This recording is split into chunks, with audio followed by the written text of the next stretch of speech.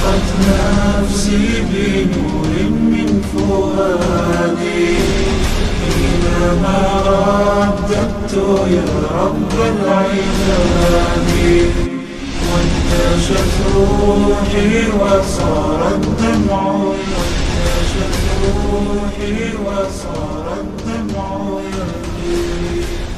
السلام علیکم ورحمۃ اللہ وبرکاتہ نحمده ونصلي على رسوله الكريم اما بعد فاعوذ بالله من الشيطان الرجيم بسم الله الرحمن الرحيم واعلموا انما غنمتم من شيء فان لله خمسه وللرسول ولذي القربى واليتامى والمساكين وابن السبيل صدق اللہ العظیم۔ محترم مشاہدین اعظام اور برادران اسلام، پچھلے ایپیسوڈ میں ہم نے 90 پارے کا خلاصہ سماعت کیا تھا۔ اب آج ہم 10ویں پارے کا خلاصہ آپ کے سامنے بیان کریں گے۔ 10ویں پارے میں سورہ انفال کا کچھ حصہ مذکور ہے۔ سورہ انفال کا کچھ حصہ 10ویں پارے میں بھی آیا ہے۔ انفال نفل کی جمع ہے، مال غنیمت کو کہتے ہیں۔ اس سورت کی پہلی آیت میں ایک ایسے ہی سوال کا جواب دیا گیا تھا جو مال غنیمت کے بارے میں کہا گیا تھا۔ 10ویں پارے کے شروع میں اس کی مزید تفصیل ہے، جس میں بتایا گیا ہے کہ مال غنیمت کا 5واں حصہ رسول اکرم صلی اللہ علیہ وسلم آپ کے قرابت داروں، یتیموں، مسکینوں اور مسافروں کو دیا جائے گا، جبکہ 4 حصے مجاہدین کے درمیان تقسیم کیے جائیں گے۔ مال غنیمت کی تقسیم کا حکم بتانے کے بعد دوبارہ غزوہ بدر کی تفصیل ہے، جس میں قرآن حکیم نے اپنے خاص اسلوب میں اس کی یوں منظر کشی کی ہے گویا سامعین اپنی آنکھوں سے اس غزوے کا حال دیکھ رہے ہیں۔ فرمایا گیا اس وقت کو یاد کرو جب تم قریب کے ناکاں کے پر تھے اور وہ دور کے ناکے پر تھے اور قافلہ تم سے نیچے اتر گیا تھا۔ غزوہ بدر کے حوالے سے جو باتیں یہاں ذکر کی گئی ہیں ان میں سے خاص باتیں آپ کے سامنے بیان کی جاتی ہیں۔ غزوہ بدر کے متعلق 10ویں پارے میں پہلا تذکرہ، جب دونوں لشکر آمنے سامنے ہوئے تو کفار نے مسلمانوں کی تعداد بہت ہی کم سمجھی اور یوں ہی مسلمانوں کو کفار بہت کم دکھائی دے۔ ایسا اس لیے ہوا کہ اللہ تبارک و تعالی نے اس جنگ کا ہونا طے فرما دیا تھا، اور اللہ تبارک و تعالی نہیں چاہتا تھا کہ کوئی فریق بھی دوسرے کی کثرت سے مرعوب ہو کر راہ فرار اختیار کر جائے۔ دوسری بات، غزوہ بدر کے متعلق 10ویں پارے میں اللہ تبارک و تعالی نے غزوہ بدر میں مسلمانوں کی نصرت کا تذکرہ کرنے کے بعد اللہ تبارک و تعالی کی نصرت کے حصول کے 4 عناصر ذکر فرمائے ہیں۔ ان میں سب سے پہلا میدان جنگ میں ثابت قدم، دوسرا اللہ تبارک و تعالی کا ذکر کثرت کے ساتھ کرنا، تیسرا آپس میں اختلاف اور لڑائی جھگڑے سے بچ کر رہنا، چوتھا دشمن سے مقابلے کے وقت ناموافق امور پر صبر کرنا۔ تیسرا مضمون سورۃ الانفال اور 10ویں پارے میں غزوہ بدر میں شیطان مشرکین کے سامنے ان کے اعمال کو مزین کر کے پیش کرتا رہا۔ دوسری جانب مسلمانوں کی مدد کے لیے آسمان سے فرشتے نازل ہوئے جو کافروں کے چہروں اور پٹھوں پر سخت ضربیں لگاتے تھے۔ مفسرین فرماتے ہیں کہ اگرچہ یہ آیات تو غزوہ بدر کے بارے میں نازل ہوئی ہیں، لیکن مفہوم کے اعتبار سے عام ہے، چنانچہ موت کے وقت ہر کافر کی پٹائی لگتی ہے۔ چوتھا مضمون، قریش پر غزوہ بدر میں آفت آئی اور وہ ذلیل و خوار ہوئے، تو اس کی وجہ یہ بتائی گئی ہے کہ اللہ تبارک و تعالی کا دستور یہ ہے کہ جب کوئی قوم شکر کے بجائے کفر اور اطاعت کے بجائے معصیت شروع کر دیتی ہے تو اللہ تبارک و تعالی بھی اپنا معاملہ بدل دیتا ہے اور اسے نعمت کی جگہ اس کو راہ راست سے بھٹکا دیتا ہے اور اسے مصیبت میں مبتلا کر دیتا ہے۔ پانچواں مضمون، غزوہ بدر کے پس منظر میں مسلمانوں کو ہدایت دی گئی ہے کہ وہ دشمنوں سے مقابلے کے لیے مادی، عسکری اور روحانی تینوں اعتبار سے تیاری مکمل رکھیں۔ ظاہر ہے غزوہ بدر میں مادی تیاری مکمل نہ تھی، یہ تو اللہ تبارک و تعالیٰ کی خاص نصرت کا نتیجہ تھا کہ مادی اور عسکری اعتبار سے کمزوری اور دونوں لشکروں میں بے پناہ تفاوت کے باوجود اللہ تبارک و تعالیٰ نے مسلمانوں کو فتح عطا فرمائی۔ لیکن آئندہ کے لیے مسلمانوں کو حکم دیا گیا ہے کہ وہ حالات اور ضروریات کے مطابق بھرپور تیاری کریں تاکہ ان کے اسلحہ اور ساز و سامان کو دیکھ کر دشمن پر رعب طاری ہو جائے اور وہ اسلامی لشکر کے سامنے آنے کی جرأت ہی نہ کرے اور وہیں سے راہ فرار اختیار کر لے۔ ارشاد باری تعالی ہے، جہاں تک ہو سکے تم ان سے مقابلے کے لیے تیار رکھو، قوت بھی اور گھوڑوں کا پالنا بھی کہ اس کے ذریعے تمہاری ڈھاک بیٹھی رہے اللہ تبارک و تعالیٰ کے دشمنوں پر اور تمہارے دشمنوں پر اور ان کے سوا دوسرے لوگوں پر جنہیں تم نہیں جانتے، اور اللہ تبارک و تعالیٰ انہیں جانتا ہے۔ یہاں اس بات کی وضاحت میں ضروری سمجھتا ہوں کہ مادی قوت و طاقت کی اہمیت کے باوجود روحانی قوت کا انکار نہیں کیا جا سکتا، بلکہ حقیقت تو یہ ہے کہ دشمن سے دو بدو ہونے کے لیے روحانی اور ایمانی قوت تمام دوسری قوتوں اور وسائل کے مقابلے میں زیادہ اہمیت رکھتی ہے۔ یہی وہ قوت ہے، روحانی قوت، جو کمزور کو طاقتور بنا دیتی ہے، جو چھوٹے کو بڑے لشکر کے ساتھ ٹکرانے کا حوصلہ عطا کرتی ہے، جو شہادت کی راہ پر چلنا آسان کر دیتی ہے۔ ایمانی قوت رکھنے والوں کو ایسا رعب عطا کیا جاتا ہے جو بڑے بڑے سورماؤں کو لرزہ باندام کر دیتا ہے۔ اپنی اس اجتماعی کمزوری کا کیسے اعتراف کیا جائے کہ آج کے مسلمان فکری، علمی، مادی اور روحانی ہر اعتبار سے ضعیف اور کمزوری کا شکار ہے۔ اس کے بعد جو 6واں مضمون بیان کیا گیا ہے، جہاں مسلمانوں کو جنگ کے لیے ہمہ وقت مستعد اور تیار رہنے کا حکم دیا گیا ہے، وہیں یہ حکم بھی دیا گیا ہے کہ اگر یہ کافر صلح کی طرف مائل ہوں تو تم بھی اس کی طرف مائل ہو جاؤ، صلح کر لو۔ ہو سکتا ہے کہ آج کی صلح کل ان کی اللہ تبارک و تعالیٰ سے صلح ہو جائے، اس امید پر۔ اس آیت سے واضح طور پر ثابت ہوتا ہے کہ اگر صلح میں مسلمانوں کی مصلحت ہو تو صلح کر لینی چاہیے۔ جنگ کی تیاری اور جذب جہاد کا یہ مطلب ہرگز نہیں ہے کہ بہر صورت جنگ ہی کرنا ضروری ہے، اور مصالحت سے دور رہنا ہی اللہ تبارک و تعالیٰ کا حکم ہے۔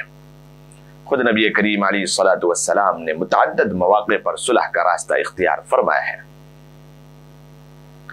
اس کے بعد 7واں مضمون، جنگ بدر میں 70 مشرکین گرفتار ہوئے تھے۔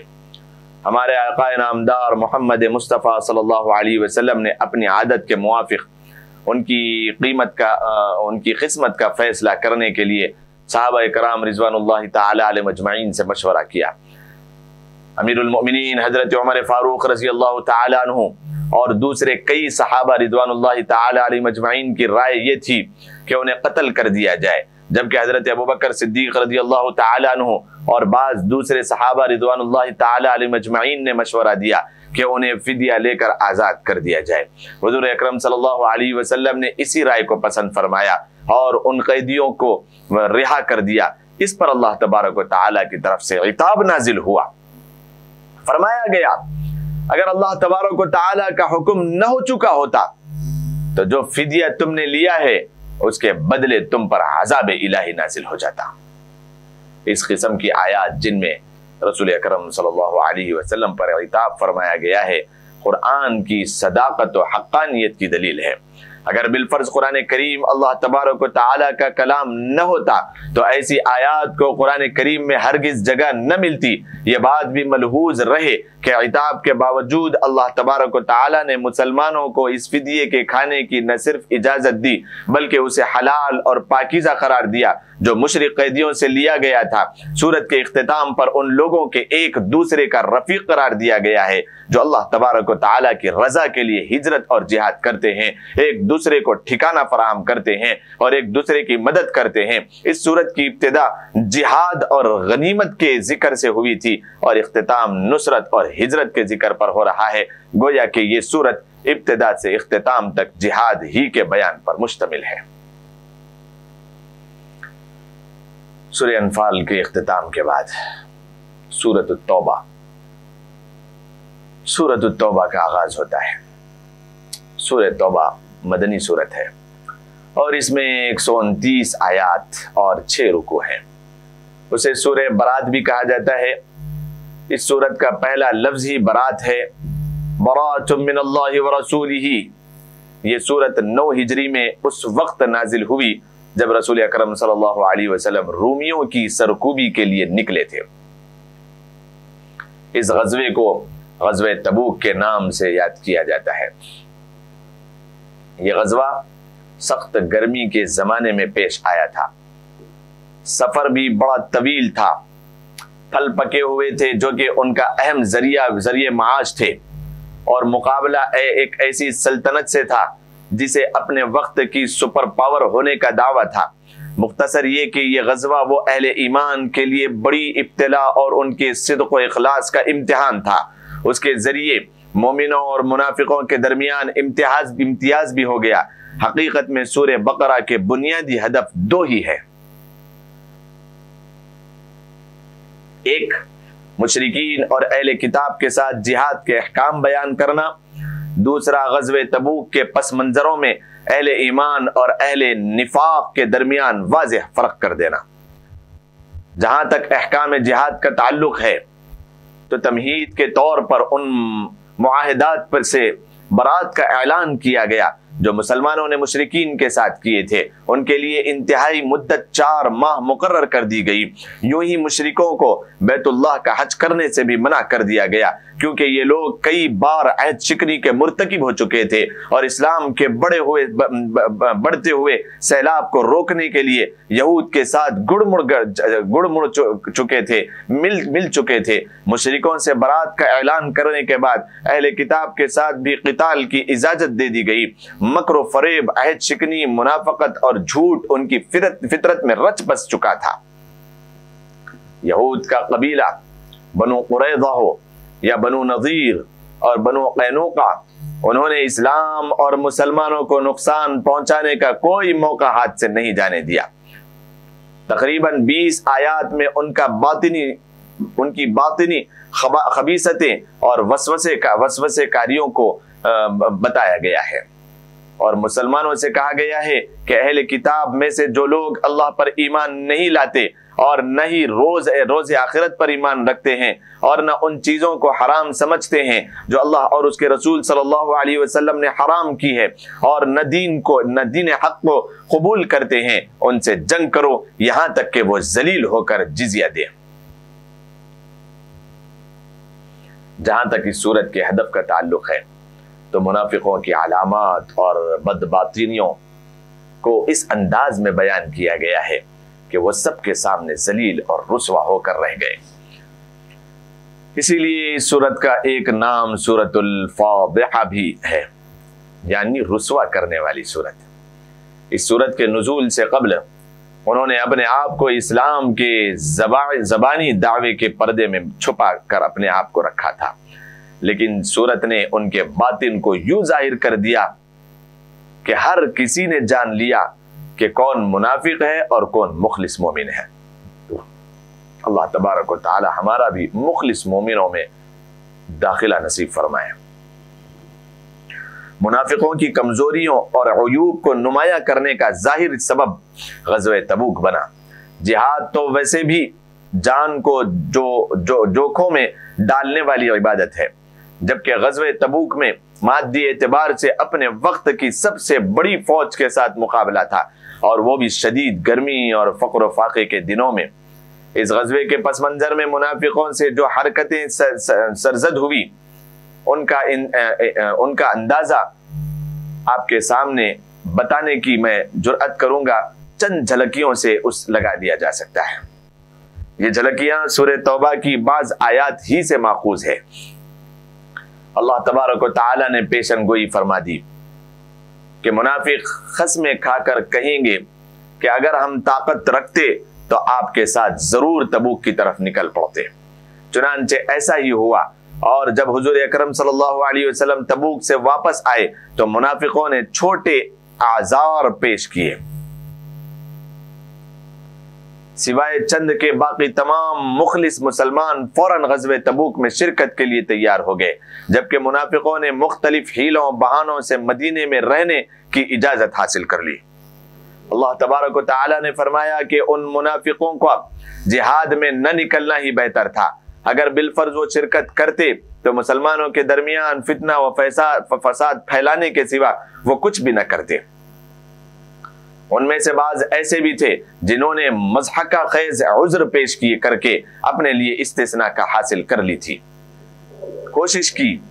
मिसाल के तौर पर जिद बिन कैस नाम के एक साहब कहने लगे, या रसूलल्लाह सल्लल्लाहु अलैहि वसल्लम, मैं दिल का बड़ा कमजोर हूं, जबकि रूमियों की औरतें गोरे रंग की होती है। मुझे डर है कि अगर मैं जिहाद में गया तो उन्हें देखकर फितने में मुब्तला हो जाऊंगा। उनके दिलों में मुसलमानों के लिए बुग़्ज़ और हसद के सिवा कुछ नहीं है। अगर मुसलमानों को फतह हासिल हो या माले गनीमत हाथ आए तो परेशान हो जाते हैं, और अगर उसके बरअक्स किसी हादसे में मुसीबत का सामना करना पड़ जाए तो उन्हें बेपनाह खुशी होती है। वो कसमें खाकर यकीन दिलाते हैं कि ऐ मुसलमानों, हम तुम में से हैं, हालांकि ऐसा नहीं है। उनकी नजरें सिर्फ माल पर होती है, अगर मिल जाए तो खुश होते हैं, अगर महरूम रहें तो अल्लाह तबारक व तआला के नबी पर भी ताना जनी करने से बाज नहीं आते।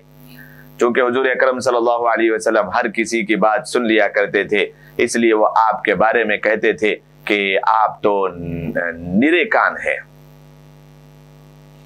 आप सल्लल्लाहु अलैहि वसल्लम की जिंदगी में उन्हें मुस्तकिल ये अंदेशा लगा रहता था कि कहीं ऐसी सूरत नाजिल न हो जाए जो उनका पोल खोल दे और उनके कल्बी राज फाश कर दे।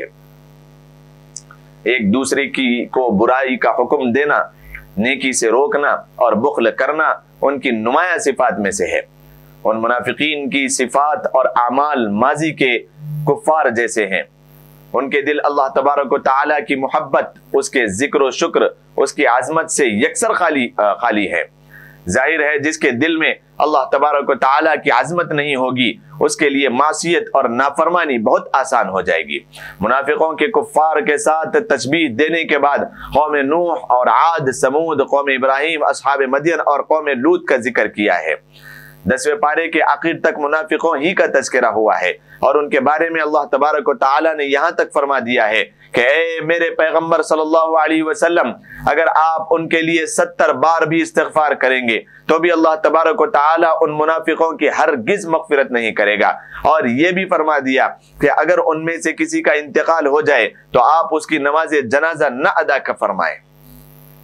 मुनाफिकों के साथ साथ अल्लाह तबारक व तआला ने उन मुखलिस मुसलमानों का भी तज़किरा फरमाया है जिनमें से कोई बुढ़ापे, कोई शदीद बीमारी और कोई सामान जिहाद न होने की वजह से जिहाद में शिरकत न कर सका।